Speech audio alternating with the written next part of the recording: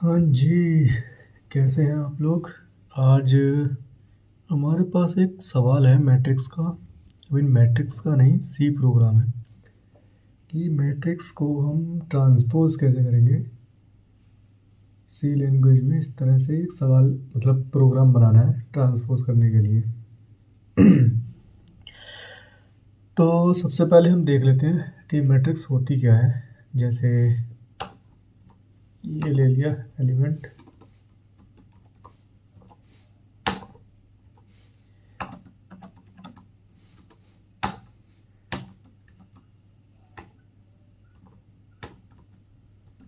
ये रही एक मैट्रिक्स, ठीक।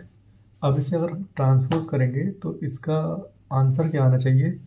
पहला एलिमेंट, ये पांचवा एलिमेंट और नौवां एलिमेंट, ये तो यहीं पर रहेंगे। बाकी ये वाला 2 5 की जगह पर आ जाएगा, 5 2 की जगह पर, 3 4 की जगह पर, 4 3 की जगह पर, 7 8 की जगह पर, 8 7 की जगह पे।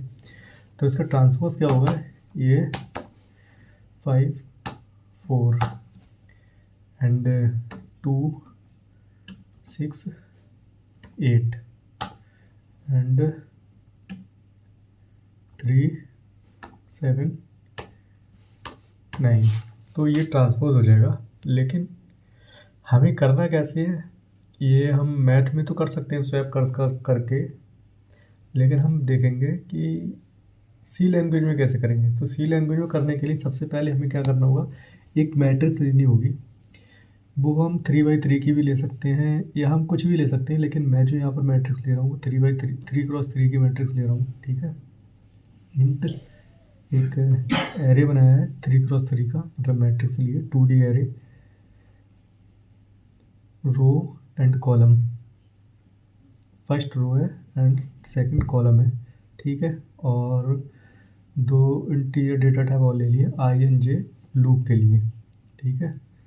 तो सबसे पहले हम क्या करते हैं, एक हेडिंग दे देते हैं कि enter element of 3x3 matrix के, मतलब एलिमेंट लेने के लिए हेडिंग दे देते हैं। उसके बाद एक लूप चलाते हैं।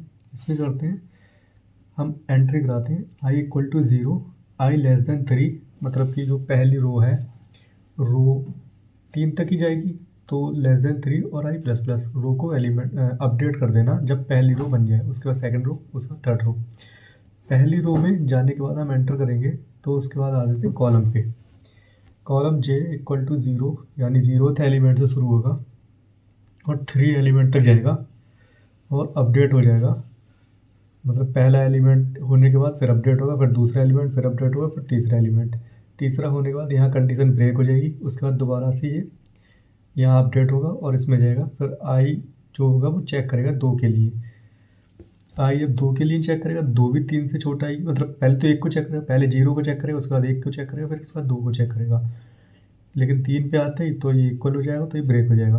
तो ऐसा होगा। पहले सबसे पहले इसमें जो हम इनपुट ले लेते हैं, इनपुट मॉडुलस d करके लेते हैं, %d address of a i, j, i मतलब उसके अंदर ही, ब्रैकेट के अंदर ही लेना है।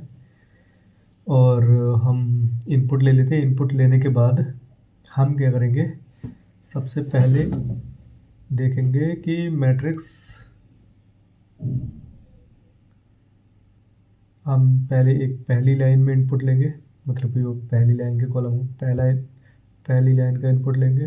जैसे आ जा भाई इधर को, 1 2 3 ये ले लिया। इसके बाद कंडीशन ब्रेक हो गई। उसके बाद यहाँ पहुँचा, यहाँ फिर से अपडेट किया, यहाँ 1 आ गया, i की जगह पे 1 होगा तो फिर से दोबारा आ जाएगा, यानी ये 0th रो हो गई।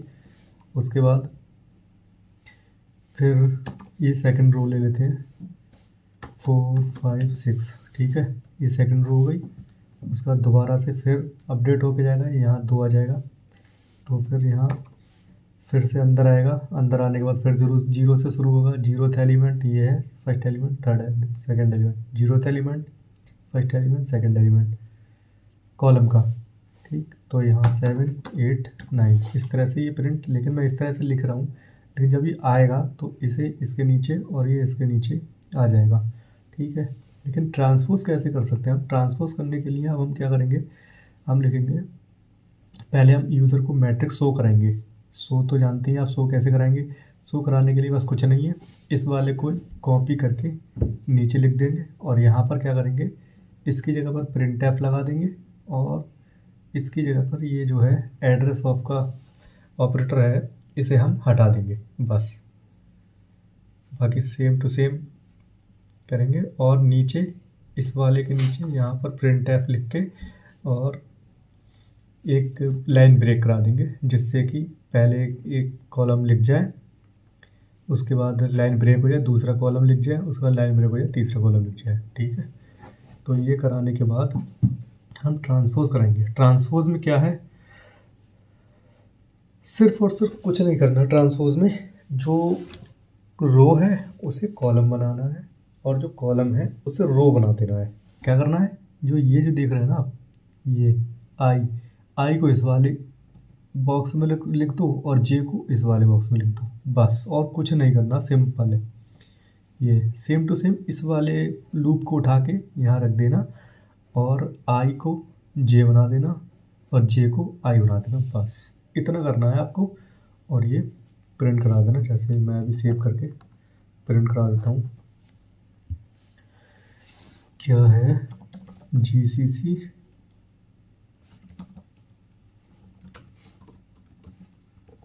transpose.c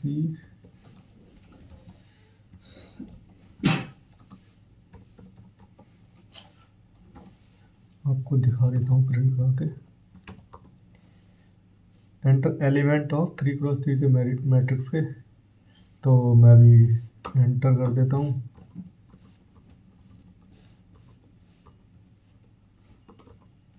ये रहा देखो, मैट्रिक्स एंटर्ड बाई यू 433562672। ठीक है, ये मैंने मैट्रिक्स दी है, लेकिन इसने क्या किया, ट्रांसपोज किया। तो मैंने बताया था ना कि 4 के बाद जो 3 है वो यहाँ आनी चाहिए थे, वो यहाँ है। 4 के बाद जो 3 है वो यहाँ आ गया और जो यहाँ के 5 थे वो ऊपर आ गए। ठीक, इस तरह से कॉलम को रो बना दिया और रो को कॉलम बना दिया, बस यही होता है ट्रांसपोज मैट्रिक्स का, इससे ज़्यादा कुछ नहीं है। ठीक है भाई, थैंक यू, गुड नाइट।